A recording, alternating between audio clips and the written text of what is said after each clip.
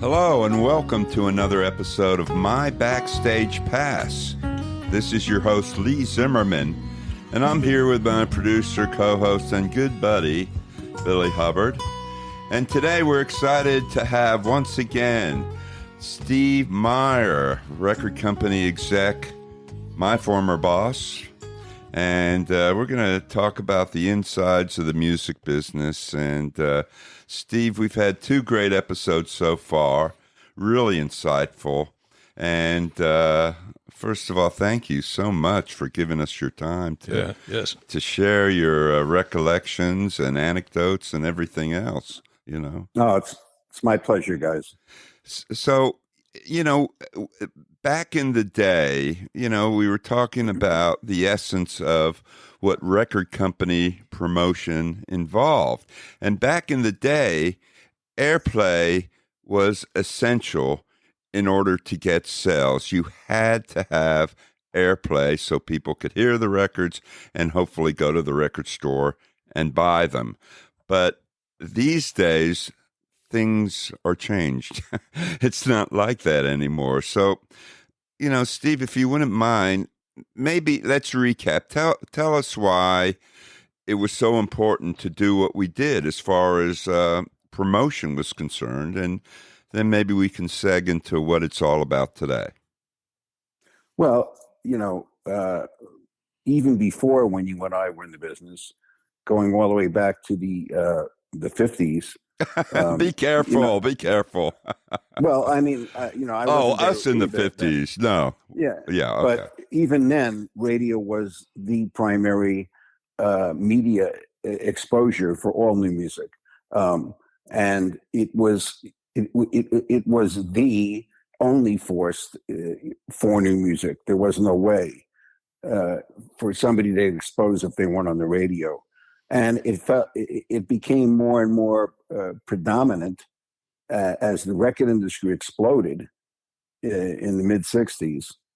Radio became even more powerful, and we had top 40 radio, which played the hit singles, and then we had album radio, which provided for the record companies a tremendous foundation for so many artists that ended up being successful at top 40 and having long-term careers as well. But even if they didn't, they had a base at album radio.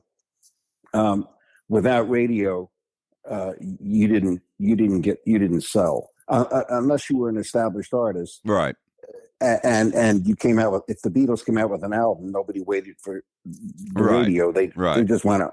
But I'm talking about for the great majority of all artists, new and established, radio was it. And without it, there was no hope.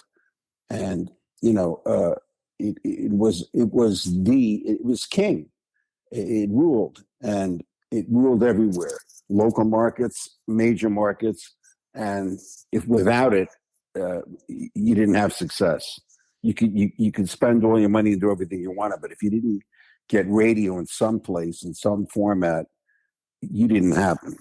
I mean, this was the essential element in selling records. I mean, that's why it was incumbent upon the promotion people like yourself, like me, to get those key radio stations, which in turn would influence other radio stations to play the record. If you got a WRKO in Boston or a WPLG or, a station in Los Angeles, the smaller markets would tend to look at that and say, hey, we should be on that as well. I mean, that's kind of how the bricks fell, isn't it? Yeah. Well, obviously, if you had a major market station out of the box on a new artist, that was like a siren going off. And everybody looked at that and wondered why. And sometimes, by the way, when they did that, there were records that were indigenous to certain markets that didn't spread. Didn't spread. But but those were the exceptions.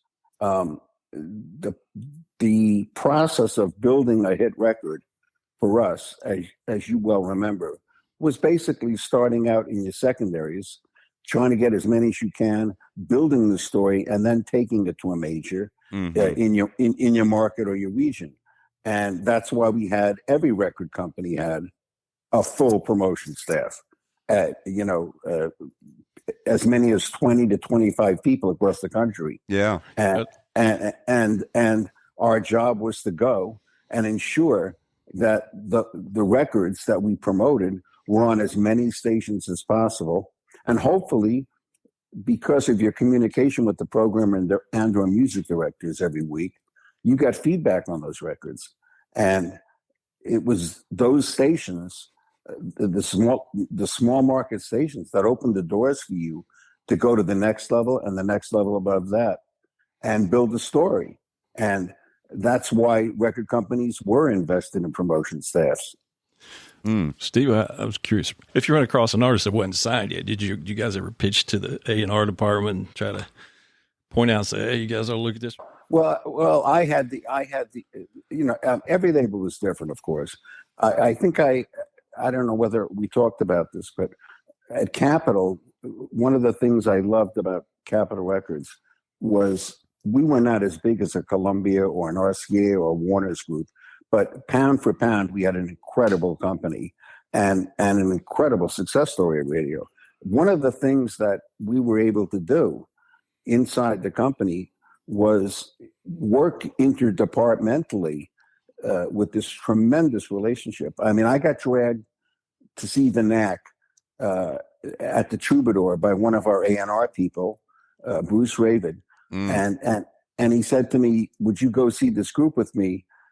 I'll buy dinner. We'll go to see the Troubadour. And I went and saw the Knack. They were unsigned. And I literally witnessed several hundred people, go to the stage and rush it. And they knew every song. They knew every word. They knew every lyric. And the next day, when I came back to work, I made it a point to go to not only the president of the company, but the vice president, the A&R staff, everybody that I could talk to and say, hey, look, this group, they're going to be huge. And I know there's going to be a bidding war, but we got to get, and, one by one, people started going. Of course, we ended up signing them. And we had a tremendous advantage as well, because the lead singer-songwriter, Doug Feiger, he loved the Beatles. He wanted to be on Capitol. And we ended up signing. But and I also, I think that I told you, did I tell you guys the Juice Newton story already? I'm not sure. It might beg a repeat discussion. I don't think so. Well, another example is, we had a producer in the house, and I believe I did tell a story, Richard Landis, who passed away recently. He came to my office one day and he said, I'm cutting a girl, and do you have any idea for covers or royalties? And I suggested Angel in the Morning. And we know what happened to that record. So, there was obviously in picking the singles, we had tremendous input, because they came to us looking for, the A&R department would always come to us with an album, whether it was by the Motels or Bob Seger or Bob Welch or anybody, and say, we want your input. What do you guys think? Because they wanted success as well. Yeah. So, wise of them. So it was a tremendous symbiotic relationship, and hopefully, and by the way, as good as it was, we all make mistakes. There were times when we had projects that we thought were going to be huge. Yeah. And they didn't, they didn't reach the sales level that we thought. And I can't explain that. There are groups that I thought should have been platinum level sales, and they never got there. You want to name an example? Can we name? The Motels. The Motels, terrific. Yeah, yeah. They were an incredible group. Yeah, and John Carter, their producer, did an incredible job of putting songs and the albums together. And every time I heard one of their songs, I said, "Oh, there it is." And we did get airplay. They were a staple at album radio, but we did get top 40 play on several of the singles. They just never materialized to that platinum level. And I can't tell you why. It's one of those things. We all believed. We all made the all-out effort for them, and it just, they were successful at a certain level. I thought they were a platinum act. I really did. Well, for every Motels, there's a Duran Duran, which was another huge band for Capitol Records. Yeah, and that was largely Duran Duran was one of the first success stories ever on MTV. Yeah, MTV, and they broke. They literally broke because of MTV. Because again, I don't know if I said this story, but we got a phone call from our Dallas sales manager, and he started saying, "Look, we're selling an album here. There's no airplay at all at radio." And he said, "We're selling an album, and it's almost like top 10 here. And, I don't know what's going on." And we traced it down to the fact that MTV was, at that point, MTV was not nationwide yet. They were only evolving into markets, slowly. And Dallas was one of the key markets that had first impacted with MTV. And they played Duran Duran like heavy rotation, and they broke the album there. What we did was we bicycled the album then to all the markets where MTV was strong, and we started it, and we followed it around, and every place where we went, the same thing happened. Yeah, I mean, MTV was a big turning point in so many ways. I mean, not all of them good, by the way. No, I know. But before it was all about the airplay. But when you had the visual component, especially with a band like Duran Duran that had these exotic videos filmed in faraway places and these intriguing storylines, that was even more incentive. Yeah, and good-looking guys. Yeah, definitely. Yeah, MTV was a major turning point for the record industry, in my point. And I think when it came on the air, it was fantastic, as VH1, their sister station, was. However, what happened when MTV exploded and did become this gargantuan call letter, that artist development at record labels gave way to video departments. And once that happened, that was the beginning of the end of taking an artist and saying, "We're going to give you X amount of dollars for tour support, radio support, press conferences, and et cetera." All that money went into a video. And once that happened, okay, that's great if you get a video. By the way, not all videos did end up being successful for the artist at retail. Right. But let's say you spent $100,000 or $200,000 on a video in hopes that you could get that, exposure and then do this.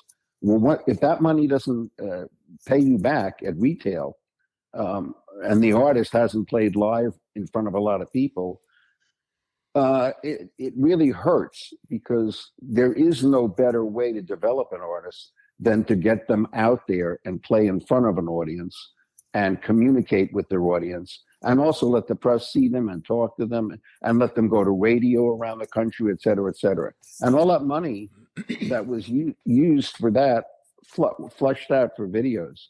That was a very, very bad thing. Yeah. But it seems like all of that tour support and,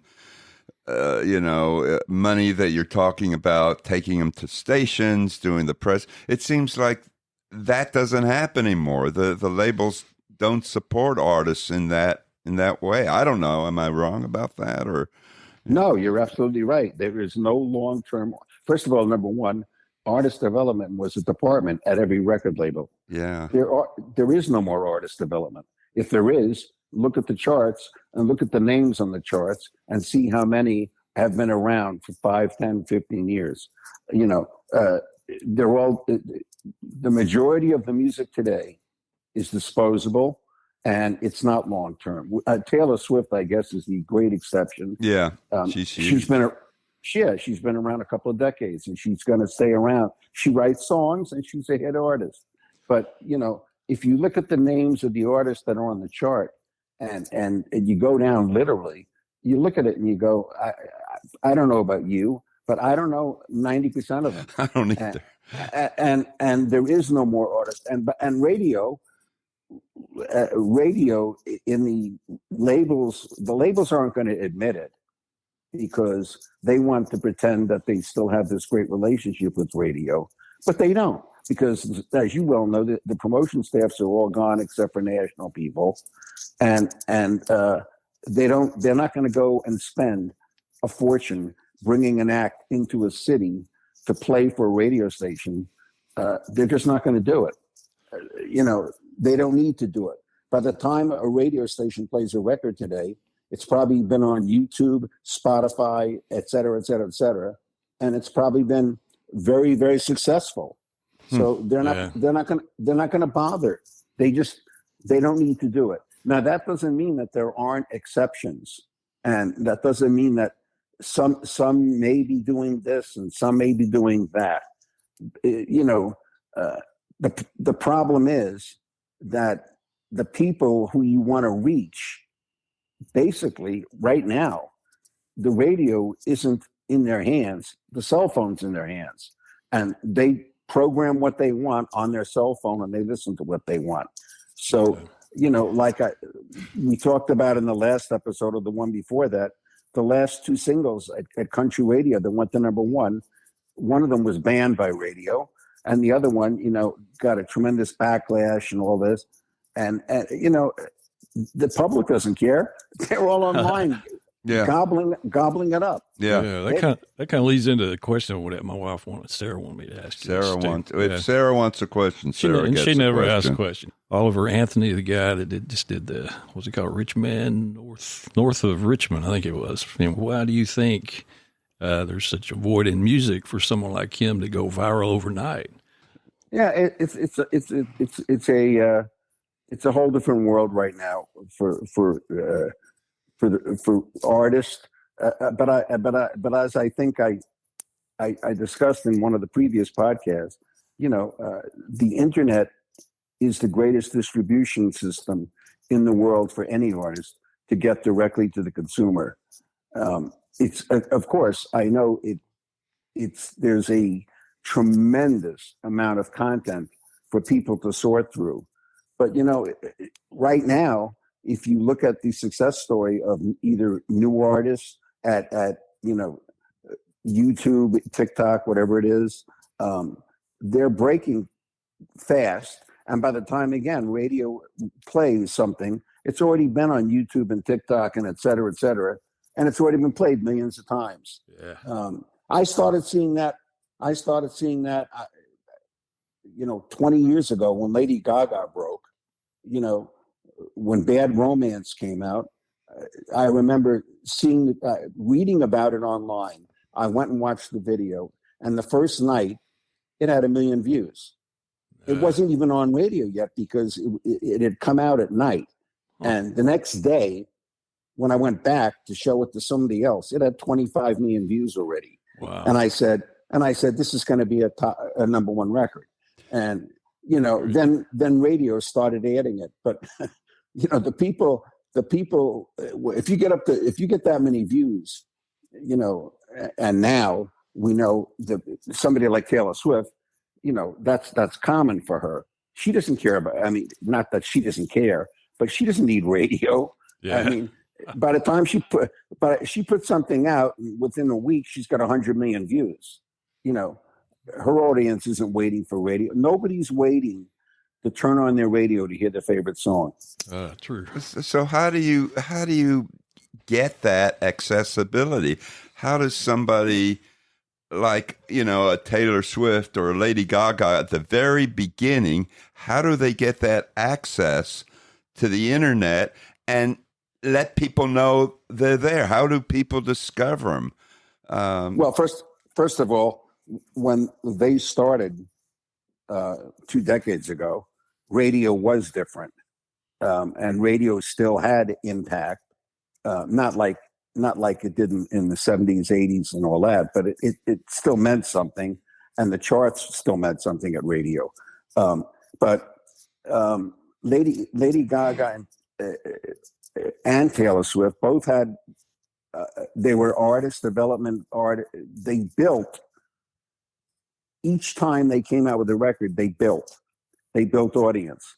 So, and the music community online spreads news very fast. And when somebody comes out with if Taylor Swift releases a new video, within minutes, it's all over the internet. If somebody has Wilco, Jeff Tweedy and Wilco, which are not a big mainstream act, no, but they're coming out with a new album. I think it's next month. Yeah. And it's already all over the internet. Because they know they're not going to get radio play, so they get access just by Well, first of all, these bands again all have something in common. These artists have something, and that is that they play live, and they haven't stopped playing live. And I think that is a critical component that is necessary in developing all artists, that you get out there and you play in front of an audience. That's how many artists, including Wilco, were broken. Mm-hmm. They tour. And by the way, let's go back to the 70s. Before Bob Seger had Night Moves, he was playing 250 nights a year. Yeah. He was touring. And guess what? He was selling 300,000 or 400,000 albums, before he broke. So that was the result of him building and building and building. It's a lot of work, by the way. It's not easy. I understand that. Everybody thinks that, if you get the hit single, it's the fast track. Yeah, it is on a lot of the disposable music that's out there that gets a lucky record and it goes up the charts and they get another lucky hit. Okay, that can happen. But if you want long-term success and you're an artist that, is writing real songs, especially this pertains to the country market, because the country market develops artists that mostly they're all for the long term. Not only because the fans are more loyal, but those artists are constantly touring and they're writing songs. And we got into that discussion, I think, on the previous podcast. And songs are what engages the audience. And, to me, a lot of the songs at country radio today would have been on pop radio 20 or 30, 40 years ago. Well, it seems that a lot of these instant phenomenon, a lot of it has to do with the look, the image, how many dancers they have, how bizarre they look. I mean, yeah, it's image. I mean, look at Saturday Night Live. I mean, I've never heard of 90% of the artists on Saturday Night Live, but they all have some kind of visual gimmick of some sort, and I don't know. Yeah, that's when. Look, that evolved out of MTV because it became image marketing instead of substance in the content. It became the look. Right. And, people used to say they're almost like fashion videos. Right. Yeah. But also I think the artists do that, frankly, just to get a differentiation from them, and so I don't think it's necessary. There's an artist like what's her name? Sia. You know who Sia is, right? Yeah. Do I? Well, I mean, I know who she is. She's kind SIA. of a bit different. Yeah. SIA. Yeah, I've heard of Sia. I have no idea what a Sia is. She had a huge hit with Chandelier, and she also had a huge hit with Breathe, and she comes out and she wears wigs and all these crazy outfits. She was just on she's just on a friend of ours that we had on podcast. She was on his album as a guest artist recently. All right, I should know then. I think she's from Australia or New Zealand, I think, but she's an incredible artist. Yeah, and Chandelier is a beautiful song. I don't know why she does that. I mean, I look at her and I go, you don't need that. but that's what she does. And to her, maybe it's art, and it's a way of differentiating herself, or it's just what she wants. Lady Gaga does the same thing. Well, yeah, I mean, but it's these, to be a serious artist and call yourself Lady Gaga, or to call yourself Megan the Stallion, I don't know if, how do you get credence out of that? It's like, Lady hey, Gaga. It's Gaga. I know she's huge. But but she also got credence by singing with a guy named Tony Bennett. Yes, of course. I know. Proving she's not. She's a movie star. I know. But proving she's not a one-off, dance or new media artist. She has vocal chops, and she can do it. So she's also. I mean, you got to understand something. She's a choreographer. She's a designer. She's a songwriter. She's all of it wrapped in one. So she's like a Madonna. She's like the present day Madonna in a sense. The attitude. I think she's more talented than Madonna. Okay. But, all right. All right. Madonna songs to me today don't hold up. I mean, I haven't heard a Madonna song in 20 years, to be honest. Right. That's what I mean. They're very, we'll see. We'll see. But I just believe, again, when I view an artist and their body of work, I have to look at it that way. And when I look at the body of work that Lady Gaga has done. Yeah, I know. It just sounds so silly saying Lady Gaga. Lady Gaga. I mean, it's it's just it is what it is. Yeah, I guess so. It's better than her real name, Stephanie Germanotta, whatever. Oh, I had no idea that you broke the news on that one, Steve. Most of us probably don't know that's her real name to begin with. Yeah. I don't know if you saw a picture the other day when she was, I guess she's probably 18 or so. You would never know. Her transformation was. It's going to be a Gaga. She's going to be a Gaga. Yeah. Okay. All right. Bill, you had another question there, Billy. Because I'm in the middle of all this record deal and all this, I got going on in post. Billy's in the formative stages of, working with a record label here for his album. So I was just curious. The price of these publicists, of course, is a huge expense. Of course, the label's taking care of a lot of that stuff. But I mean, when you guys were doing radio, what did you look for in a good publicist?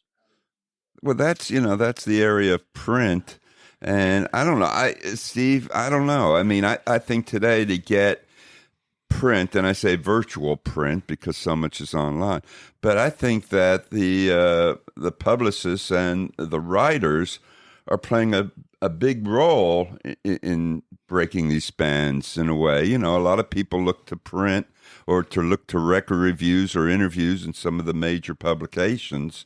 I write for one of them, American Songwriter. It's like the Bible, and these publicists want the mentions and the reviews in American Songwriter and other publications. So, it's like, what's your read on that? Well, it's you want everything you can get to build your resume, because when you're going out there and you're trying to establish yourself, you don't want to just go and say, "Hi, I'm a new artist and I'd like to play a club." I mean, you want to say, "Hey, I got these 5 reviews. This is what they said. This is the last club I played. This is the ticket sales. This is what this guy said. I did an interview over here on cable. I did this." And so, because the people that are booking you also want some security that when I book this act and this act plays, I'm going to draw some people. So that's why I say, if you start locally and you build on that and you start getting loyal fans that come back, then you go to the next city down the street, down the road, and then you play another club and another club and another club, and you build. And that to me is that's how many of these acts, like Wilco, Greta Van Fleet, which is a rock act, but they broke because of the internet and touring. They didn't break because of radio play. They broke because they were relentlessly touring They got so many views, and then finally, I think they got picked up by Universal. I think who's distributing them now. But I mean, there's a myriad of acts that have done that, and it's really not easy because it's a lot of work. I will say this, that going back to the 60s and 70s, if you were successful in a region, in any region of the country, and you were selling respectably, it was easier to get signed to a label if you had some decent sales. I mean, Bob Seger is a perfect example. He was successful in Michigan and the Midwest, and he had his own, Punch had his own label, Palladium Records. And at a certain point, when he started getting, I guess, up to respectable sales, and I don't know what those levels were before I got to the tower on those other records, but, all of a sudden, Capitol Records signs him and says, well, we got a guy that's selling in Michigan and the Midwest. Hopefully we can develop him. So that element right there might have been easier back then, because that was the foundation for labels. And as you well know, a ton of artists. Look who came out of the South.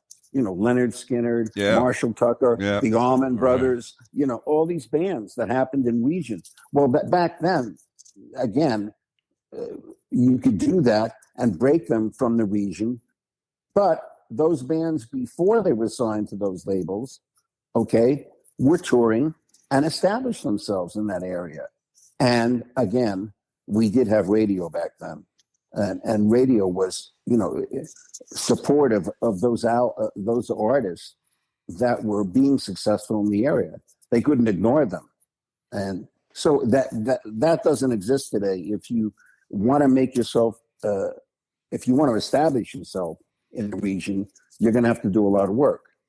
Right. Well, I mean, what influence do you think the publicists have these days on getting ink, proverbial ink, so to speak, because they cost a lot of money. And I think, Billy, the question that you had was, are they worth it for an indie artist to go that route and try to get press? I mean, in the old days, if you got in Rolling Stone, it was the be all and end all, but nowadays there's a lot of publications that everything's changed so much. That's what I say. I kind of question where do you put the money? Of course, fortunately, the label that I'm with is taking care of this again.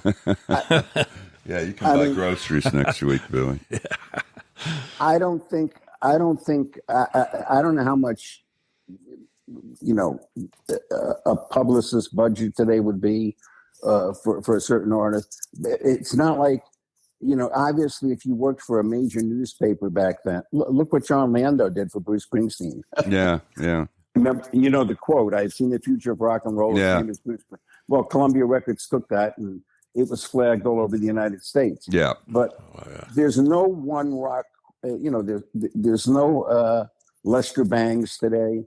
There's no one individual at any one music publication that is going to go out there and be able to say, this is it, and you should go buy it, and they're going to be big. Now, they can say that, but they don't have the power to explode it nationally.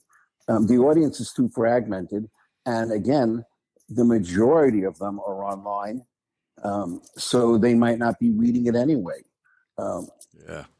Most of the, but on the other side of the coin, again, in compounding your success story for the building of yourself as an artist, every bit of ink that you get is good. I mean, you want it because you can use it to build on your success. And, look, one of the first things I did when I was at Capitol Records was and I started my first year at Capitol Records, I was in sales. Yeah. And we had an album called Music from Big Pink. And it wasn't the huge retail, monster album that the critics all over the United States loved the band, and they loved that album. and it was getting the best reviews in every place. Well, what I did was, because it wasn't selling at any respectable level at that point, one of the first things I did was I went to my sales manager and I said, look, I want to take some of the quotes, one from Rolling Stone and one from Billboard and put it on a poster board and put it up in a couple of stores. And then, and then stack the album in front of it, because I don't think obviously, if the public doesn't know who they are. So you'd walk in the store and you'd see a quote, Yeah, that's a good idea. And then it would say, the band, legendary for playing with Bob Dylan, blah, blah, blah, blah. Well, people go, who the hell's this? Yeah. So, and by the way, it worked. It worked. I only had my sales territory was only Dade, Broward, and West Palm Beach County. But all of a sudden, in those 3 counties, I started selling that album, and it rolled. And then, of course, little by little, The Wait became an anthem after a while. Yeah. But it took a long time, and I felt that was a great way to introduce people. In fact, you could do that back then. Also, that was a time when record stores worked with you. How many record stores are there today that have that influence that can do that? Yeah. Well, I mean, in that regard, and I still see this in the press releases I get, does it still mean anything when you say, oh, I had a top 20 record in Billboard, or it's #1 in Cashbox? I mean, I still see people quoting that in press releases. I mean, does that mean anything? Well, if it relates to sales, it certainly does. But look, not everybody has a top 20 record. So if you, my opinion about that is, first of all, if you have a top 20 record, a legitimate top 20 record, not somebody, using bots online to load up your views and all that. But if you have a legitimate top 20 record, and it gets that amount of airplay, you should see the results somewhere in your streaming numbers, in your retail numbers, and also in the press, because the press is always looking at the charts. So, I don't know that by itself means anything, because there's too many artists that are disposable today that come and go. So just having a top 20 record in and of itself is a stepping stone. And hopefully, if it's real, it takes you to another level on the next one and the next one. Right. And I don't think it has to be a top 20 record. You could have a top 40 record. It's really extraordinarily competitive out there. So it depends on how you work it. And I don't take much credence. This is me. I don't take much credence in any of the charts because of, #1, the amount of disposable music that goes up and down, and the number of artists that you just said you don't even identify. We don't know who half of them are. Right. And I'm the same way. And I have people ask me all the time, who is this group? Who is that group? And I don't know who they are either. But somebody is digesting that music. It's not it's not for me. I'm not part of that audience. But look, anytime you get a positive feedback, whether it's in ink, whether it's at retail, and again, critically important, live. Yeah. If I hear over and over and over again, when I dig down about success stories, the one common factor among most artists, again, not the disposable ones, but the ones that really are developed, is that when they played live, the audience really reacted, and really engaged them and supported them. And it's just a critical element. And, I think Johnny Cash, I had a quote in my newsletter when I was doing the newsletter. And I think Johnny Cash said, to him, there was nothing more important than going out there and communicating with his audience. And that's what he loved to do. And I think I think that's the one thing that is, I know it's not easy to do because it's expensive to undertake, the equipment and everything to play live, but it's important. Right. Yeah. It's kind of like I relate that like text message. You send someone a text message and they really don't get a feel for who you are. Sometimes they get a bad feel.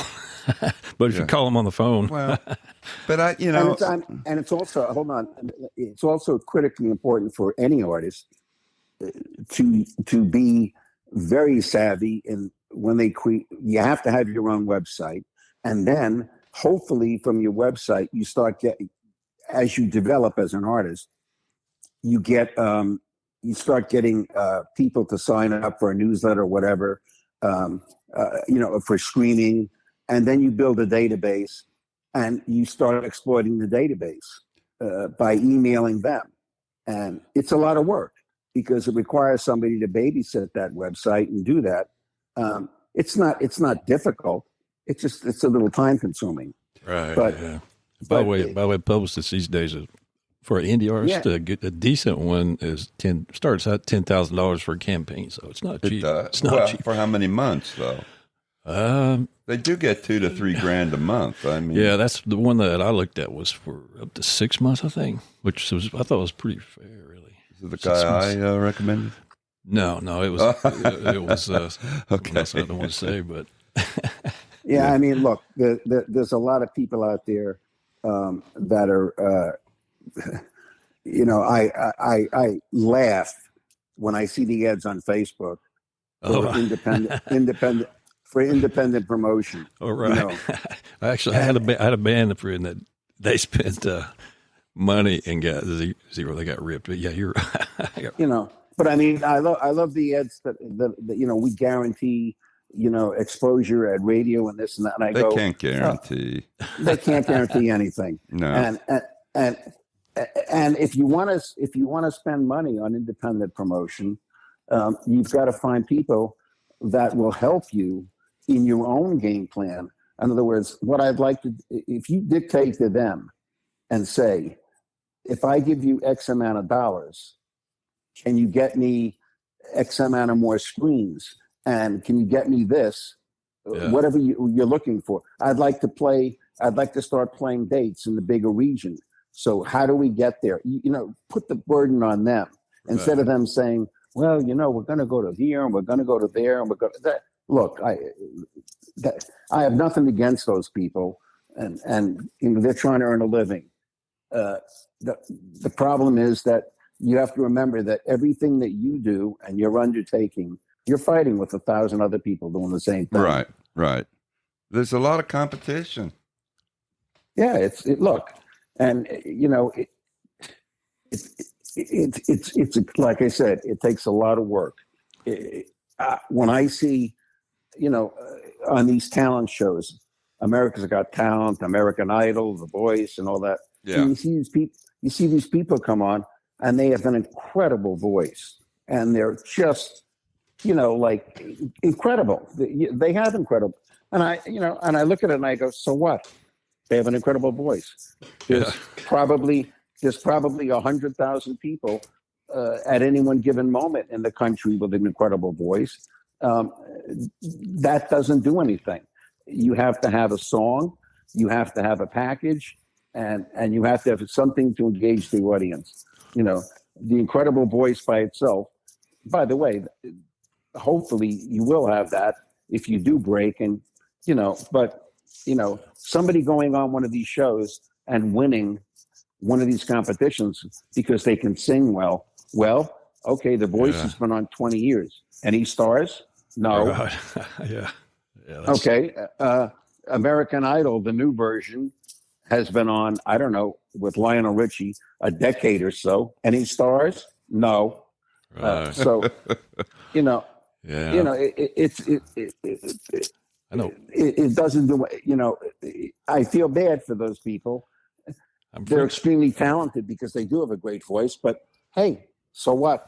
Yeah, I'm friends with several that have been on The Voice, and I had a couple that made to the number 2 spot, and different. And like you say, they're all excited. I kind of feel bad for them because they you know, it's quite a letdown. As time goes on, they realize it was kind of a flash in the pan, you know. Well, there's some that lasted. If you get on there and you win and there's a chance to get some money and a record, okay, great. Yeah. But, you know, having a great voice, you know, by itself doesn't do it. I mean, there's a lot more than that. If that's all it was, then all these people would all be selling. And, you know, it's not what it's about. And certainly, certainly really. by the looks of the charts today, how many of those people on the charts have a great voice? Oh, man. Well, again, it's image and it's gimmicks and it's, you know, showmanship. I don't want to say who, but I went and saw over at a place called The Shed here in the Inside Room. They had a guy who's very famous, and he's a front man, a great guitar guy. And he's playing an acoustic set. And who was that? I'll tell you later, but it was anyway. Right. It was like, man, it was embarrassing. I thought, well, maybe his monitor's not working. He was off key with acoustic. He didn't sound like a great guitar player. I don't know. He just. Hence, you'll tell me later. Yeah. Okay. All right. Anyway. Okay. You know, it really. There's no. I wish. You know, I think I might have said in one of the previous podcasts, one of the hardest things that you realize when you work in the creative arts is that in many cases, and it's really frustrating that, you know, you could be an extremely talented songwriter, actor, screenwriter, whatever, and, you know, you just don't, you know, it's like right now. You know, they're on strike in Hollywood. The writers and the actors are on strike. And, you know, terrific. I want them all to get money and to live well. Guess what? When all's said and done, the same people that are making the money, the 5% at the top, are going to be the same people that reap the rewards. The other 85, 90% are going to be in the same situation. That's the nature of the creative media, whether it's music, art, literature, film, whatever. Very few people are going to be successful on a big level. You don't need to be, you know, Tom Cruise to be successful. You know, you can have a nice career if you work for a number of years and make, you know, a relatively good wage. But it's very, very upsetting, you know, that I would sit there and like I said, I never understood why the Motels never got to that. I used to listen to every one of those albums and go, oh, platinum, you know, no, it didn't happen. And you just have to say, you know, to yourself at a certain point, did we fail as a record company? And my answer for that was absolutely not. We spent money. We did this. We did everything for them that we did for every other major artists that we believed in, Bob Seger, Steve Miller, all of them. What do you think? Maybe it's because they had that California, LA look with the makeup and people couldn't relate. I mean, Missing Persons was a great band too, but, you know, they had that image. Missing Persons was more extreme than the Motels. Yeah, I know. And by the way, guess what? That album did sell platinum. Which one? Missing Persons? The one with I know what you mean. The big hit. Yeah, I know. I know what you mean. Not Walking in LA, but the other hit. Yeah, Walking in LA. That was that did 100,000 in LA. Wow. Yeah, obviously. But the other hit was Miss. I'll look it up. Yeah, it was a big record. And that album ended up, you know, platinum. But if you listen to, when I listened to the Motels albums, you know, there was depth to it. Yeah, it wasn't it wasn't just one or two songs, and that's why they did succeed at album radio. But when I heard Suddenly Last Summer and the first couple of tracks that, you know, Carter brought into, I went, wow, you know, we've really got a unique, great new group. And it just, you know, it didn't relate to the public. And that's just the way it is. You just have to accept it. And then there's acts. Then there's acts that we didn't promote that ended up selling platinum, like that gimmick group Klaatu. Yeah, well, that had a gimmick because everybody wanted to think it was the Beatles reunited, the Beatles reincarnated. Yeah, it was a cartoon. Yeah. By the way, that Missing Person song you're thinking of, is it Words? No. It's not, and there wasn't a Walking in L.A. or is that Missing Person? God, I'm looking here. I know what it is. Destination Unknown. Okay. Life is too short. Dun, dun, dun, dun, we have a soundbite here, ladies and gentlemen. Yeah, Destination Unknown. Okay, all right. They obviously had a couple there. But they had a lot of makeup, and it was kind of left of center image. And the guy in the group, Terry Bozzio, they were all great. Yeah, he was very talented. He was a really terrific drummer, and so was the guy Warren who played guitar. Or he went to play with Duran Duran. Okay, we're getting too obscure. Too obscure. Yeah, and the girl, was. Yeah, she was the Boz. There were two Bozzios, the singer and the drummer. Yeah, yeah. How about that, folks? You're learning something new every day. Today's factoid: there were two Bozo, what were their names? Del Bozzios in Missing Persons. Yeah. Okay, so that's the factoid of the day. This is a new segment we're starting here now. Yeah.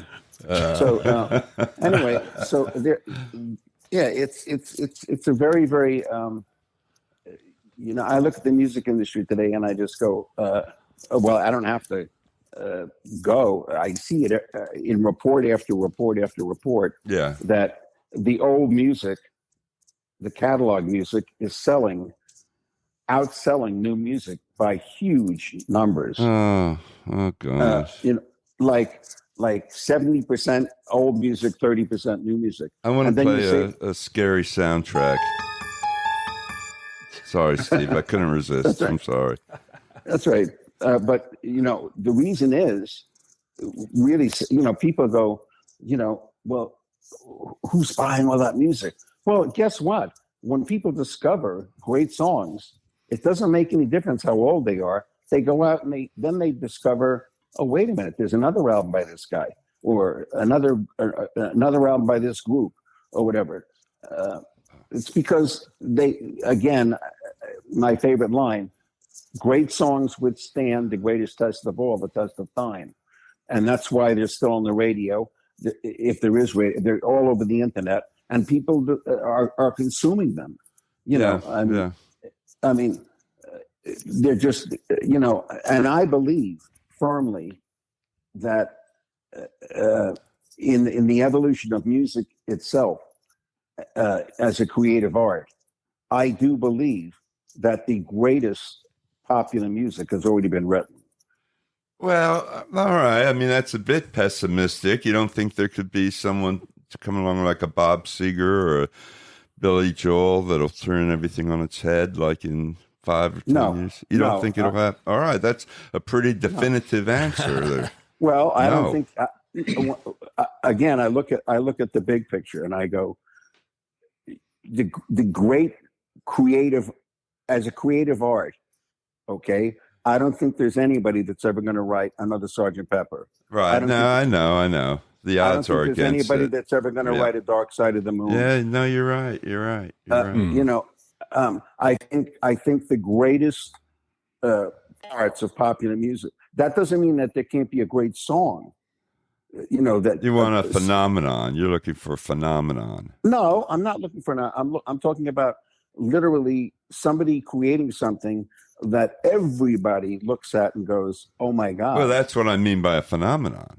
It's mass appeal, mass cultural. But I just look. I don't know who said it, but somebody once said, there's only I forget, and I'm paraphrasing.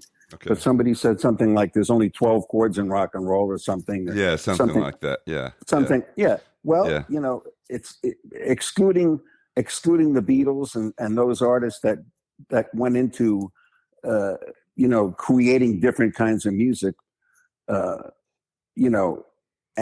different chords. Queen comes to mind. Yeah, Queen too. Yeah, an extraordinary creative group. Right. And excluding those exceptional artists, I just thought, Taylor Swift is a great songwriter, and she's a great artist. I don't know if I can hum one of her songs. That's how out of touch I am. Well, I know, but I see. I make it a point to listen to several of them. I know. Because I want to stay. That's my bad. Yeah. But she's a great songwriter. She's a great artist. She's a great performer. She's got the whole package. But she is truly, the biggest thing since the Beatles, probably. Wow, really? That big? She just broke every record. Beatles? She broke every record for touring so far, just in the United States. I heard she made a ton of money, and she gave the truck drivers $100,000 each, and she gave her staff $55 million. That is admirable. That is totally admirable. And she's yet to tour Europe and Asia, which she's going to do. And she's a kid probably too. What, like 32 or something? She's 35 now. All right, I wasn't that far off. 32, 35. But I mean, I don't mean as big as the Beatles, where I don't know if she'll be culture shifting. I don't know if people will pull out a Taylor Swift album in 25 years and call it a classic. Right. But she's a great songwriter. And her legacy's, she's already been around 20 years. I have to plead ignorance. Yeah. I feel like totally out of it. A friend of mine, he was basically lying. He knew her and her mother when she was just getting started, and he told her he was like a radio promoter or something because he needed money. He's a musician, so he needed money. Well, he drove her and her mother around. He just got in a car. He would just drive them all over the place and introduce her to people in radio. Hey, look, I knew somebody. I knew somebody at RCA that said when they had the first meeting with her, when she was 15 or 16, and she was like a very determined girl. Yeah, good for her. And good. She was like, I want to do this, I want to do that, and blah blah. She was very, very. He said she was extreme business minded to be so assertive, young, assertive, and said that she was. He said, this guy, he's kind of a guy I wouldn't want around my daughters, but he said I absolutely had no attraction to that girl. He said she was a tomboy and she just wasn't nothing about her that was attractive. He said and all she thought, she was just business all the way. Yeah. Yeah. Well, full of shame. It's a good thing she was. Yeah. Yeah, of course. It's a good thing she was. And again, she and it's really weird, but I think the biggest three artists of the last 2 decades are all women: Adele, Lady Gaga, and Taylor Swift.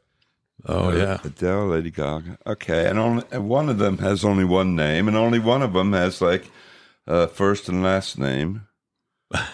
Well, you can't say Lady and Gaga are the first and last name. Yeah. So Taylor Swift is the only one with, I'm just saying it's unusual. Yeah. I don't know what I'm saying. That was a rabbit hole.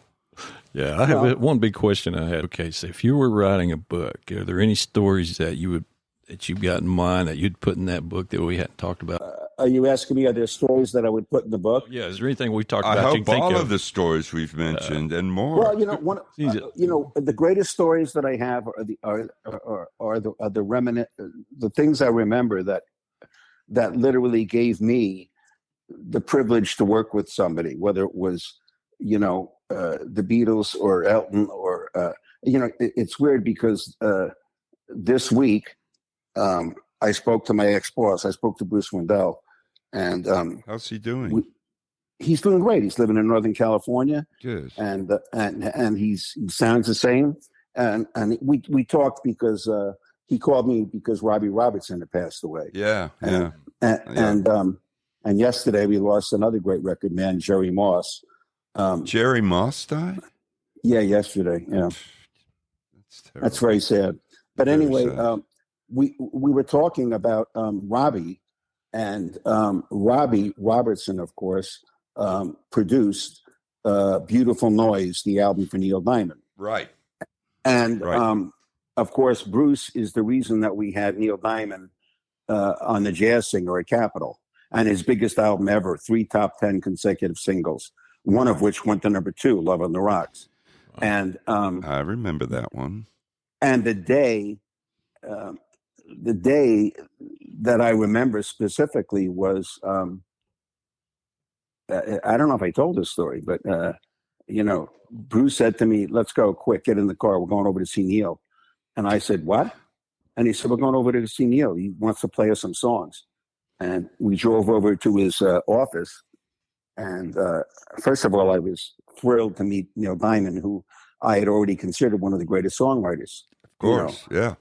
He came out of the Brill Building with Carole King and a bunch of others. Of course, yeah.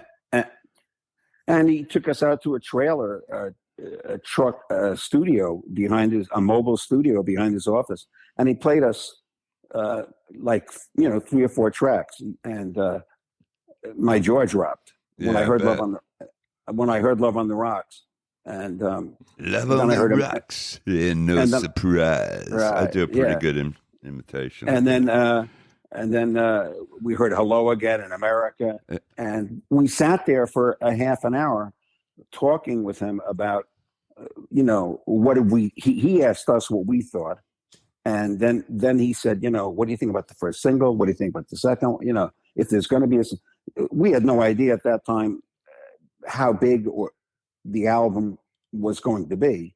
We just thought if we got a hit single, we'd have a very successful run. That's his only album, as I said, with 3 consecutive top 10 singles. Yeah. And I do believe it was his biggest selling album. When I left Capitol, it was at 4 or 5 million. It's a wonderful record. Great. I have to say those 3 songs are staples of my Neil Diamond impressions. All right, just saying. Saying. I won't do it for you now, though. I mean, he's got a catalog of hits. So, I know. It was an honor. It was an honor. Yeah. It was an event. Stories like that. Things like that. I remember. I have so many great memories and visions of artists. I had the privilege of walking into Elton John's when we had Elton on the media tour. No, you told us. It's amazing. Yeah, when I walked into, we had him on this media tour, and in Boston, at the Ritz-Carlton or whatever, Four Seasons, whatever hotel, he had the penthouse suite, and I walked in to his. We were all going to meet in his suite and then go to the media event. And I walked into the suite about 15 or 20 minutes early, and he was sitting at the piano by himself, just playing, not singing. And I just sat down on the couch and sat there and listened to him play for 15. And it was like, wow. It was like a gift. I can't explain it to you. And I don't know what he played, by the way. Yeah. I don't know whether he was playing songs that were not, but it was just a great memory. Of course. And literally, when he turned around and he saw me, he said, "Oh, Cookie Monster." He went, that's it. He just said, "Oh." He went, "Oh, Cookie Monster." I didn't know. He called me Cookie Monster. That's funny. Bernie Taupin was the lyricist. He was the guy with the words. Yeah. Elton might not have much to say if it weren't for Bernie. Yeah. And then, I didn't know you were here. And then actually, he said to me, I don't think I told you this, but he said to me, "Why do you look so downcast?" Downcast. And you were nervous, probably. No, I said, "Well, I'm a little upset, and it's personal." And he said, "What's wrong?" And I said, "Well, my son's graduating today from 8th grade, and he's going at the next school, and I'm not there." And he goes, "Well, why aren't you there?" And I said, "Because I'm with you." So he said, "Pick up the phone and call him right now." So I picked up the phone and I called my house, and I was divorced at the time. I called my ex-wife, and I said, "Hi, is Justin there?" And she said, "Yeah." I said, "Put him on the phone." So I said, "Justin, it's Dad. Hold on. Elton John wants to talk to you." So, that's pretty amazing, Dad. Great. So, Graduation. So Elton picks up the phone. He says, "Hello, young man," and I apologize for taking your daddy on the road. And he talked to my son for like 10 minutes. Wow, and that's so sweet. Yeah. And I don't know if I told you, but my son is a drummer, not by he doesn't play professionally anymore, but he toured the world for 2 years with a group called The Calling. They had a huge hit called Wherever You Will Go about 20 years ago. Mm-hmm. Oh, cool. Yeah. It seems like monster hit record. I've heard of that. Yeah, you've heard it. Believe me, you've heard it. It was all over the radio. Yeah. It's been used. Anyway, he got his first my son got his first set of drumsticks and became a drummer because a guy named Max Weinberg gave him his drumsticks. That's amazing. Cool. From the E Street Band. Yep. Yeah, that's cool. That's amazing. Well, Steve, you have so many stories. Now I feel like we need to do a part 4. Make it a whole week, one after another. Really, a lot of work for you. We're going to have an audio book. Yeah, well, the audio. But no, it's been fascinating. I hope your audience is enjoying it. I'm sure they are. And I would say, please let us know. They have a way to let us know, don't they, Billy? They can, yeah. People tell me. People just come up and tell me too sometimes. Well, how can they email us? Can they email us? Yeah, they can email us. It's on our website. That texting. I think I've got this one. I don't know all this technology. Just bhubmusic at gmail.com is one. Spell BHUB. Music, MUSIC at Gmail. Yeah, at Gmail. Sounds like a radio guy. All right. Yeah. All right. Thanks. Yeah. Yeah. No, we'll solicit feedback, Steve. We will. I'm just curious.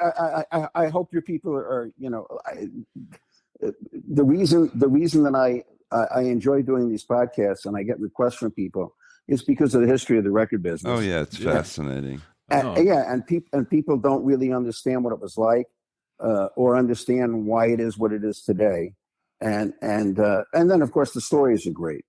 They're always ending. The fun part. So if you guys want to continue at any point, I'm here. Yeah, okay. Yeah. Well, I could see something on Blu-ray here now. Yeah, this thing down the road we may all. We've got. We got 3 in a row of yours, so we were going to put those together. That's unprecedented. So that's everybody. Yeah. Is that too loud for the? Did I say that too loud? No, that was okay. Okay, all right, good. I was excited to say that. Well, I guess we're gonna. I guess we're running out of time. So, all right, we should appreciate it. Stay on the phone after our outros so we can. Yeah, I'll do a little outro here and see if I can sell a book for Lee. You got it, That's right. Yeah, we have a couple of them now. Yeah, right, thank you. Big thanks to our host Lee Zimmerman, and check out Lee's new book, 30 Years Behind the Glass. It's about Jim Gaines. Really cool. Record producer. Yeah, record producer. Also, please like, share, and subscribe to my Backstage Pass on your favorite platform, and we'll see y'all next time. Happy trails. Happy trails. Thank you.